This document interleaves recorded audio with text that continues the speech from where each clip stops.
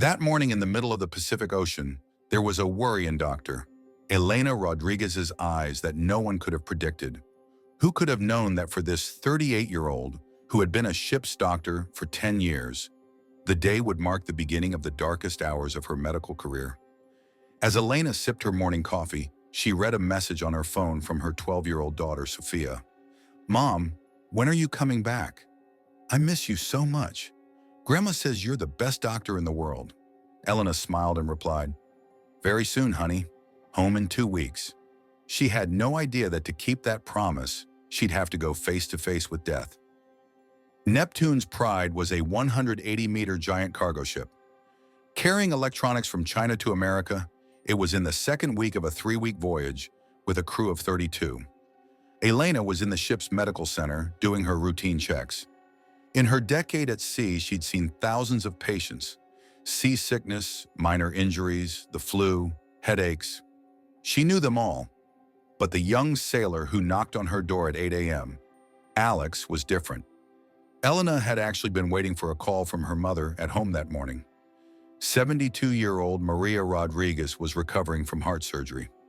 "My girl, while you're out there saving lives, I'm here being a grandma to Sophia," she'd said in their last conversation. "But take care of yourself. You're our pride." Elena had noticed the worry in her mother's voice. Maria always tried to appear strong, but age brought a growing fragility. The ship's routine was normal that morning. Captain Robert Johnson, with 28 years of seafaring experience, was directing his crew. He was a father of 3 and understood the responsibility that came with Elena being a parent too. "Dr. Elena," he always said, "you're our angel. The responsibility for 32 souls rests on your shoulders." Johnson had no idea how soon those words would take on a far heavier meaning. "Dr. Elena, I feel terrible," Alex said, his voice trembling. The 24-year-old had been working on the ship for 2 years. Alex's real story was far more complicated than Elena knew. He was from a small village in the Philippines and had chosen ship work to support his family. The money he sent home each month covered his 6 siblings' school expenses. "Dr. Elena, if I get sick, my family goes hungry," he had told her once. He'd try to keep working even when ill. Elena began the exam. His temperature was 102.2 degrees Fahrenheit, 39 degrees Celsius. His pulse was fast and he was short of breath. "When did this start?" Elena asked. "Last night, doctor." It was mild at first, but got much worse overnight.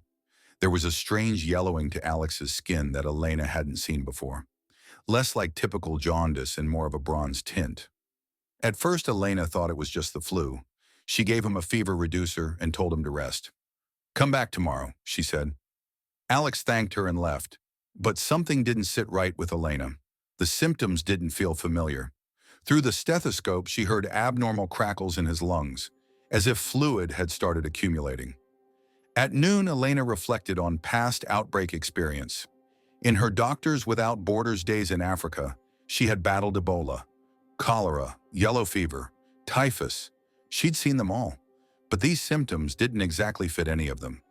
Ebola meant bleeding, cholera meant diarrhea, yellow fever meant jaundice. This was different. She didn't know yet that the virus multiplying in Alex's body was a lab-engineered hybrid, an entirely novel pathogen. That afternoon, Elena had planned to speak with the captain about something else entirely. A few crew members were showing signs of stress. Long sea voyages take a psychological toll, and Elena knew it. A mechanical engineer named David had been on edge lately. The first officer, Maria Santos, was battling insomnia. Elena was tracking these issues. Mental health mattered as much as physical health, but her main concern was something else: the cargo hold. 2 days earlier, during a routine tour, she'd gone down to the cargo area. Some crates had dedicated cooling systems installed. They didn't look like the company's usual electronic shipments.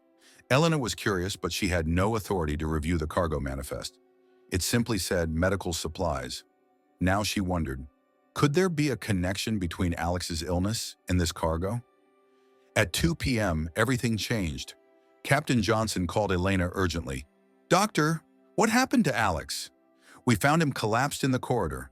Elena ran to him. The young man was unconscious, his breathing dangerously shallow. They rushed him to the medical center. Elena did everything she could, but Alex was deteriorating. His fever climbed to 105.8 degrees Fahrenheit, 41 degrees Celsius, and strange lesions appeared on his skin. It was a pattern she'd never witnessed. She mobilized all her medical knowledge. The skin lesions resembled meningococemia, but tests were negative. His blood work was wildly abnormal, white cells plummeting while C-reactive proteins soared. All she had were the ship's basic medical tools. Blood tests, X-ray, ECG. Not enough. She needed advanced lab diagnostics. As Alex worsened, he slipped into delirium, babbling in Filipino. Nanay, nanay! Mother. Elena brought in an interpreter. Alex was talking about his family. Mom, my siblings will go hungry. I can't die, he murmured. Elena's heart clenched. It wasn't just a sick patient. This young man was a lifeline for those at home. Elsewhere on the ship, odd things were happening. In the engine room, Roberto noticed something off during the morning watch. One of the cooling systems had malfunctioned, specifically near those special cargo units. He reported it to Captain Johnson, but the system spontaneously returned to normal. Probably a temporary glitch, the captain said. While Elena treated Alex, other worries crowded her mind. Were the ship's isolation protocols adequate? The medical center's ventilation wasn't independent. It was tied to the ship's main air system. If this illness was airborne, it might already be everywhere. Elena wore protective gear, but were standard precautions enough for such an aggressive pathogen? At 6 p.m., Alex died. In 10 years, Elena had lost only 3 patients, all to heart attacks or accidents. This was different. She had lost a young, healthy man in 12 hours. Captain Johnson was alarmed. Doctor, could this be contagious? For the moment, Elena said, I don't think so, but a growing fear gnawed at her. She recalled the outbreak days in Africa.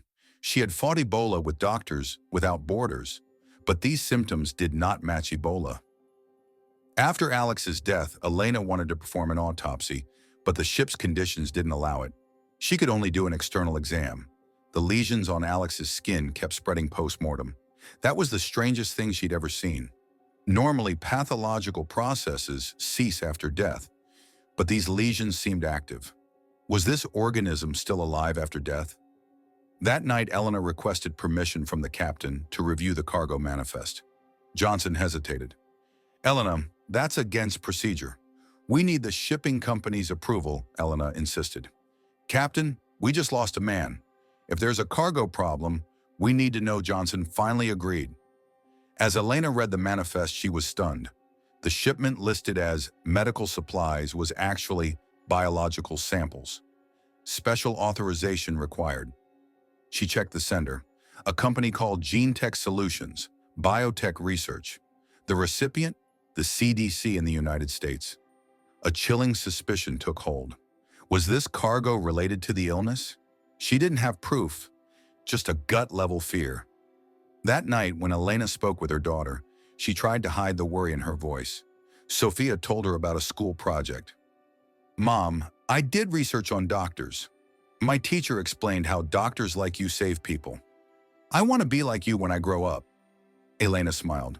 You're already amazing, honey. But being a doctor is hard. You can't save everyone. She had no idea how painfully true that would soon feel. As she drifted to sleep, Elena's last thought was about Alex's family. How would they break the news? In that small village in the Philippines, how would they feel when they learned their son had died in the middle of the ocean? Elena fell asleep with that thought, unknowingly enjoying her last peaceful night. The real shock came the next morning. At 7 a.m., when Elena reached the medical center, she learned 3 more people were ill. Roberto from the engine room, Paul the chef, and Mark the deckhand. All 3 had the same symptoms as Alex: high fever, shortness of breath, and skin lesions. Elena's heartbeat quickened. This was no coincidence. Roberto Mendez, 45, a Mexican mechanical engineer, had spent 15 years at sea. He saved each voyage's pay for his wife, Carmen, and their 3 children. During the exam, he asked, Doctor, am I going to die? My kids are so young, Elena didn't want to lie, but tried to offer hope. I'll do everything I can, Roberto. Just rest. Paul Dubois, the head chef, was a 52-year-old Frenchman. He'd made a special soup for Alex the previous night. Elena wondered if the illness had spread through food, but Paul's symptoms matched Alex's entirely. He was worsening fast and struggling to speak. "Doc, I can't breathe." Mark Williams, 29, a strong British deckhand, now trembled like a child in bed. "Dr. Elena, what is this?" "I've never seen anything like it," Mark worried Elena most. He worked in areas that shouldn't have put him in close contact with Alex. That meant the disease was more contagious than expected. Elena isolated each in separate rooms, but the medical center only had 4 beds. Equipment was limited too. She was now sure. This was a contagious disease spreading quickly. Protective gear was scarce, maybe enough for 5 or 6 days. "Captain, we need to talk urgently," Elena said, calling Johnson to the bridge. "This is an outbreak. It likely spread from Alex. We need to quarantine the ship." The captain was stunned. "Quarantine? Elena, we're in the middle of the ocean. The nearest port is 5 days away." Elena pressed on. "I don't know what this illness is, but it spreads fast and it's deadly. If we don't act..." First Officer Maria Santos, a 41-year-old Brazilian with 15 years at sea, was also on the bridge. "Doctor, I went through a norovirus outbreak on another ship 5 years ago. 20 people got sick in 3 days, but no one died. This looks different." Her words didn't calm Elena. They only deepened her concern. Captain Johnson hesitated. A delay would mean heavy penalties from the shipping company. "Elena, are you sure?" "Maybe it's just the flu," Elena replied firmly. "Yesterday, Alex was healthy. Now he's in the morgue. We don't need certainty to avoid risk." Just then, another worry hit Elena. Communications. The crew spoke with their families regularly. If word leaked about the illness, panic could spread. But families had a right to know. What would they tell Alex's family? "Your son died of an unknown illness?" The PA crackled. "Dr. Elena to the deck, urgently." Her heart stopped. "Another one?" Elena sprinted to the deck. Roberto lay on the ground, not breathing. She started CPR, but it was too late. Roberto was gone. Her hands trembled. She had lost 2 people within 24 hours. The crew crowded around, fear in their eyes. "Doctor, what is this? Is it going to happen to us?" Roberto's death shook Elena deeply. She'd treated him more aggressively than Alex. Antibiotics, antivirals, antipyretics, everything she had. Nothing worked. It revealed how powerless she was against this disease. Panic spread among the crew. David Peterson from engineering asked, "Doc, did this start in the engine room?" Roberto worked there. Elena couldn't answer. She didn't know the source yet. "David, I'm investigating." "Please." No panic. Paul was getting worse. He couldn't speak, only moan. Elena gave morphine for pain. His wife, Isabel, had tried to video chat the night before. Elena hadn't given Paul the phone. His condition would have terrified her. Now Elena wondered, had she robbed him of a last goodbye? Mark showed similar signs, though less severe. "Doc, I've got a 2-year-old at home. Please save me," he begged. "I'm trying a different treatment on you, Mark," she said. "You're strong. You can beat this." Inside, she was terrified. Elena stood and addressed everyone. "Please stay calm. There's an unknown illness on board. We are implementing isolation protocols now." But the crew was in panic. Some shouted, "This disease will kill us." Others demanded, "Head for the nearest port." Elena tried to assert authority. "I'm a doctor. I'll handle this. But I need your help." They didn't listen. Fear had taken over. Chen Wei, a Chinese machine operator, yelled, "This started on the way to America. They want to kill us." Elena knew it was conspiracy talk, but logic had no place now. She asked Captain Johnson for help. "Please calm the crew. Panic will make this worse." He tried and failed. People began to blame Elena. "Why didn't you save Alex? Why did Roberto die?" Tears welled in her eyes. 10 years at sea, she had never faced anything like this. Paul's breathing worsened. His oxygen saturation dropped dangerously. Elena put him on a mask, but oxygen tanks were limited. If more people got sick, there wouldn't be enough. That evening in her cabin, she noticed her hands shaking. Stress or a symptom. She checked her temperature, normal, but she doubted everything now. If she fell ill, the remaining 30 lives had no hope. All night, Elena worked in the lab, studying blood samples from Alex and Roberto. What she saw under the microscope frightened her. The structures resembled a virus, but of a kind she did not recognize. At higher magnification, it looked engineered, features no natural evolution would produce. She thought of the cargo. At 1 a.m., she woke the captain. "We need to inspect the cargo hold." "Now, at this hour?" he grumbled. "Captain, this looks man-made. It may be related to the cargo they went down together." In a special cooled section lay 12 dedicated containers. One showed signs of leakage. On its label, "Danger, biological material, level 4. Elena's blood ran cold. Level 4 is the highest biosafety level. Ebola, Marburg, and similar killers. "Who opened this?" she asked. Johnson checked the manifest. "No one was supposed to." These were to be left untouched. On inspection, Elena saw that during the cooling failure, the temperature had risen and the lid had lifted slightly, releasing contents into the air. This wasn't a simple accident, it was a biological disaster. Through the ship's ventilation, the virus had spread everywhere. Alex was first because he worked in the engine room nearest the cargo area. Roberto, Paul, and Mark had all been there at different times. She texted Sophia, "You okay, honey?" "I love you so much," Sophia replied instantly. "I'm fine, Mom. Grandma says you heal sick people. You're a superhero." Elena stared at the screen, eyes wet. A superhero? She felt helpless. That night she called her mother. "Elena? Don't call me at midnight unless something's wrong," Maria answered sleepily. "Nothing's wrong, Mom. I just wanted to hear your voice." "How's your heart?" "I've known you for 38 years, my girl," Maria said. "Something's wrong." "What is it?" Elena wanted to lie, but she'd always been honest with her mother. "I'm facing a tough situation. I'll handle it. Don't worry." "You're my brave daughter," Maria said. "You always find a way. Don't feel alone. We're with you." The words gave Elena strength and more weight at the same time. As she worked, the sounds from other parts of the ship worried her. The crew was terrified, some crying, some rebelling. "They're going to leave us out here," someone yelled. Her responsibility was no longer just medical. She had to keep 28 people's spirits together. By the third morning, the scale of the disaster was clear. Paul and Mark were dead, 4 fatalities, and Elena had no solution. Worse, 6 more were ill with the same symptoms: fever, shortness of breath, skin lesions. Elena was now certain the virus was highly contagious and lethal. She told the captain, "We must alert the Coast Guard. This is an onboard outbreak." Johnson called the U.S. Coast Guard on the emergency frequency. The conversation was long. Officer Commander Sarah Mitchell worked to grasp the situation. "Captain Johnson, how many dead?"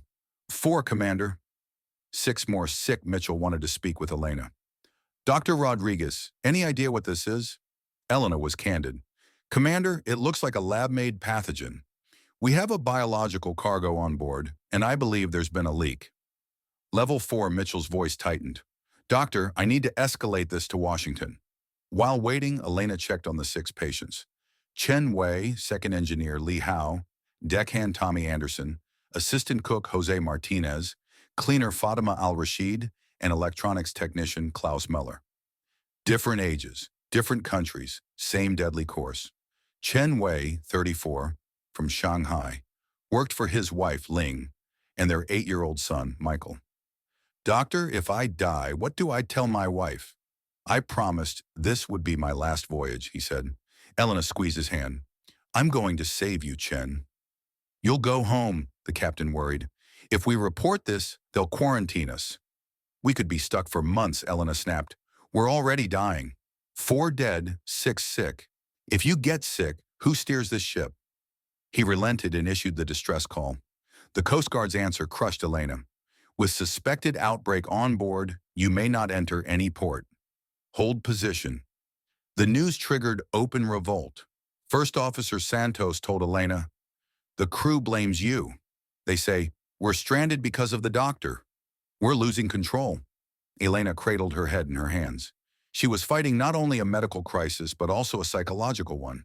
She thought back to the Ebola village where locals had blamed the doctors. The disease started when you arrived. Then she'd had seasoned colleagues around her. Now she was alone, 1,000 miles from the nearest physician. She tried contacting the shipping company. Gene Tech Solutions only routed her to an automated message. You are calling outside business hours. For emergencies, please. She hung up in frustration. Even the emergency line seemed empty. The ship's phone system barely handled international calls. She emailed the CDC over satellite internet. No reply. 28 lives depended on her, and no one could help. You haven't heard the worst yet. That evening, while Elena worked in the lab, the symptoms began in her own body. Mild headache, then chills. Her temperature hit 101.3 degrees Fahrenheit, 38.5 degrees Celsius. Panic. If she fell ill, everyone would die. She was the closest to a cure. She did the math. Incubation, 24 to 48 hours. Lethal course, 12 to 16 hours. From the moment she recognized her own symptoms, Elena had 12 to 16 hours to find a solution, treat herself, and treat the others. Or they were all dead. She made a decision. She would tell no one. If the crew found out, panic would ignite and the ship would descend into anarchy. Even the captain might make poor choices. Quietly, Elena left the medical center for her private lab. She focused on science. Sophia had called her a superhero, but superheroes don't die. If Elena died, what would Sophia feel? Was her mother a superhero or just a helpless doctor? She pushed those thoughts aside. There was no room for anything but data. She video called Sophia. When her daughter's face appeared, Elena couldn't hold back tears. Mom, are you crying? Why are you sad? Nothing, honey. I just miss you, Elena said. Grandma says you're strong and no illness can beat you. Is that true? Yes, sweetheart. I'm strong. I'll be with you soon. Sophia handed the phone to Maria. Elena, I can hear it in your voice, her mother said. Tell me the truth. Elena broke. Mom, it's bad. But I'll find a way. Haven't I always? You always have, and you will again, Maria said. After the call, Elena checked herself. Fever 101.8 degrees Fahrenheit, 38.8 degrees Celsius. Slight neck swelling. She documented symptoms. If she died, her records might guide others. She checked the 6 patients constantly through the night. Chen had worsened. Li Hao's fever topped 104 degrees Fahrenheit, 40 degrees Celsius. Tommy struggled to breathe. Jose's lesions spread fast. Fatima's mind clouded. Klaus developed an arrhythmia. She tried different treatment combos. Antivirals had no effect. Antibiotics didn't help. Fever reducers only gave fleeting relief. Despair deepened. Her own condition worsened. Fever hit 102.2 degrees Fahrenheit, 39 degrees Celsius. Breathing labored. She knew the 12-hour arc. Alex, Roberto, Paul, Mark, all the same pattern. She stared at the blood samples again, trying to decode the virus. A spark. The ship's medication list. She remembered Liberia in 2014. Certain drug combinations had slowed Ebola replication in some cases. It wasn't a cure, just a pause. Could she try something similar now? Maritime rules meant the ship's pharmacy was fairly stocked. She found the antiviral ribavirin, the antiparasitic chloroquine, the antibiotic doxycycline, and a few experimental drugs. None had been tested against this virus, but there was no alternative. She remembered her virology professor, Dr. Ramirez. Medicine is controlled experimentation. Sometimes nothing you know works. Then you make reasoned bets and take risks. She had never needed those words more. Wait, this mattered. In Africa, she'd learned some viruses could be weakened with certain chemicals. During Ebola, the experimental Japanese drug favipiravir had shown promise. They didn't have it on board, but maybe something with a similar mechanism could help. She re-examined the pathogen. The viral RNA polymerase looked hyperactive, core to its replication. Ribavirin targets RNA viruses, but alone it might not be enough. Second angle, the virus suppressed the immune system. Patients died fast. Could she bolster immunity? Vitamins and minerals, zinc, vitamin D, vitamin C, could help, though probably not by themselves. Third angle, block cellular entry. Chloroquine can inhibit entry for some viruses. A three-part combo formed in her mind. She asked the captain for the full container list. What she saw floored her. This wasn't ordinary biological sampling. A coded file read, Gene Weapon Project, Phase 3 Test Samples. Gene Tech Solutions wasn't a bioweapons company, but it worked with military contractors. The virus had been engineered to develop vaccines against potential biothreats. A cooling failure had set it loose. She updated her email to the CDC. Urgent biological weapon leak. Outbreak at sea, adding these details. Satellite internet was shaky. She wasn't sure the message went through. She tried to access GeneTech's research data for a weakness. The website only had boilerplate. The real data was encrypted. She began testing combinations of antivirals, antipyretics, and antibiotics. Hours passed. Her fever topped 104 degrees Fahrenheit, 40 degrees Celsius. Her mind fogged, but she kept going. There was no time. She had to test on herself. Combo 1, ribavirin plus chloroquine plus dexamethasone, given to Chen. Improvement for 2 hours, then relapse. Not enough. Combo 2, ribavirin plus azithromycin plus megadose vitamin C, given to Li Hao. Fever down, but breathing still compromised. Partial success. Combo 3, a favipiravir-like antiviral plus immune support plus anti-inflammatory, given to Tommy. She documented everything. If she died, these notes might save someone else. She wrote about herself too. 11:30 p.m., temp 104.4 degrees Fahrenheit, 40.2 degrees Celsius. Pulse 120, hypotensive, confusion starting. I will try the last combination on myself. Past midnight, she mixed the most radical combo yet. High-dose ribavirin plus chloroquine plus dexamethasone plus azithromycin plus megadose vitamin D3 plus zinc sulfate. The side effects could be lethal, but there was no choice. Her hands shook from illness and fear. This was it. If it failed, she would die, and the rest would follow. As she pushed the syringe, one last thought crossed her mind. Sophia, you're my everything. If I die, let Grandma tell you my story. I loved you always. Palpitations, dizziness, nausea hit immediately. Elena collapsed and lost consciousness.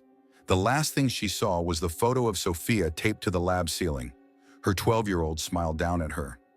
Nanay, nanay, Elena murmured. Mother in Filipino, echoing Alex's last word. In the morning, Elena opened her eyes, in disbelief. She was alive. Her fever had dropped. She could breathe. The cocktail had worked. Weak but functional, she checked her temperature. 99.0 degrees Fahrenheit, 37.2 degrees Celsius. Still a touch high, but acceptable. She rushed to her 6 patients. Chen was crashing, near unconsciousness. She gave him the same formula. Then Li Hao, Tommy, Jose, Fatima, and Klaus. Hours passed. She kept vigil, not leaving the ward. Chen's fever broke first. His breathing normalized. Then Li Hao's. One by one, they improved. Elena had found a stopgap cure, but too late for many. Of the original 32, only 26 remain. She gathered everyone. The crew stared in shock and admiration. Friends, we found a treatment. We're safe now, but we will not forget those we lost. Alex, Roberto, Paul, Mark, Jose, Tommy. They're our heroes. Her voice shook. Grief and triumph intertwined. Believe it or not, Elena's remedy wouldn't just save the ship, it would save the world. The virus was a lab-leaked experimental biothreat. The formula she devised would later seed the vaccine used worldwide. A week later, the Coast Guard escorted them to a safe harbor. In the meantime, Elena refined the protocol. When CDC specialists reviewed her work, they were astonished. Dr. Rodriguez, your formula is pivotal. This is a level 4 hybrid. Yours is the first effective therapy. Dr. Sarah Chen, the CDC virologist, told her, your work will save millions. If this had been released in a city, it could have triggered a pandemic. Only then did Elena grasp the magnitude. She hadn't just saved a ship, she might have saved humanity. At the dock, more than 50 scientists awaited her. Everyone wanted to learn the protocol. Elena, however, had one priority: Sophia. Please, I want to go home. My daughter is waiting at the airport, waiting for Sophia and her mother. Elena wondered if all this had really happened. 10 days earlier, she'd been a routine ship's doctor. Now she was known around the world, but motherhood still mattered most. When Sophia ran to her, she cried, "Mom!" Grandma was right. You really are a superhero. Elena hugged her tight. No, sweetie. I'm just your mom, and I'll do anything for you. Did you really save people? Sophia asked. We saw you on TV. You're famous. I did help some people, Elena said, stroking her hair. But that's my job. You can help people too. Doesn't have to be medicine. Teacher, engineer, artist, be anything you want. I want to be brave like you, Sophia said. Maria's eyes held pride and worry. When I saw you on TV, I was terrified and proud. You're truly special. I just did my job, Mom, Elena said, but I was scared. So scared the CDC offered Elena a unique role, Global Outbreak Response Specialist. She accepted, with conditions, at most 6 months of travel a year, the rest was Sophia. My most important patient is my daughter, she said. Her mental health matters more to me than global health. Her formula was patented, but Elena left the rights open for humanity. I didn't do this for money, she said. If another outbreak happens, everyone must have access. It cost her financially, but she slept at peace. 2 years later, her protocol saved lives again. When a similar virus emerged in Asia, Elena's treatment was deployed immediately. Thousands survived. When CNN called, Elena was home helping Sophia with math homework. Dr. Rodriguez, Singapore's outbreak is under control thanks to your work 2 years ago. How do you feel? I did what I could, she said. The real heroes are the doctors and nurses on the ground. I just gave them a tool. Today, Elena's formula is known worldwide as the Rodriguez Protocol. The World Health Organization standardized it globally. The calculations she made in her lab that night are now taught in medical schools. But her greatest achievement is personal. Sophia is 15 now and preparing for medical school. Mom, I want to follow your path, she says. Honey, make your own path, Elena replies. I'll support you in anything. Her mother, Maria, now 75, is still active. You're not just our pride, but the world's, she tells Elena. But most of all, I'm proud you're a good mother. Every time Elena hears it, she remembers that night, dancing with death, racing science, fighting for love. Neptune's pride has retired and become a museum. When Elena visits and sees the old medical center, she still gets goosebumps. Pride, too, because in that room, one of medicine's most important breakthroughs occurred. Captain Johnson is retired but still keeps in touch. Doctor, if I hadn't listened that night, we'd all be dead, he says. Elena smiles. We were a team, Captain. I couldn't have done it alone. Elena is 41 now and still at sea, just in a different capacity. As a global outbreak response specialist, she investigates potential shipboard outbreaks around the world. Her experience saves lives. Last month in the Indian Ocean, she faced another mysterious illness. No panic this time. She deployed the Rodriguez protocol and contained it within 24 hours. The crew called her an angel doctor. She smiled. I'm just experienced. Her formula has proven effective not only for that specific virus, but for similar pathogens. In Africa, Asia, South America, hundreds of outbreaks have been stopped early thanks to her protocol. The Elena effect now appears in medical literature. Sophia, 15, follows in her footsteps. Last summer, she interned at Elena's hospital. I want to save people like you, she told her mother. You already do, Elena said. You save me, every day. Grandma Maria, now 76, attended a conference held in Elena's honor. Even as a child, she was compassionate, she said on stage. She'd heal injured birds. Now she heals people. I'm proud of her. After retiring, Captain Johnson wrote a book, In the Middle of the Ocean, The Courage of Dr. Elena Rodriguez. Translated into 15 languages, it became a bestseller. All proceeds went to a fund for seafarers' families. Chen Wei, one of those Elena saved, now works in China as a biosafety expert. Dr. Elena gave me a second life, he says. Now I'm working to give others a second chance. His son Michael is 11 and wants to be a doctor. Roberto's family in Mexico built a memorial for Elena. Dr. Elena Rodriguez, a living hero for humanity. She cried when she saw it.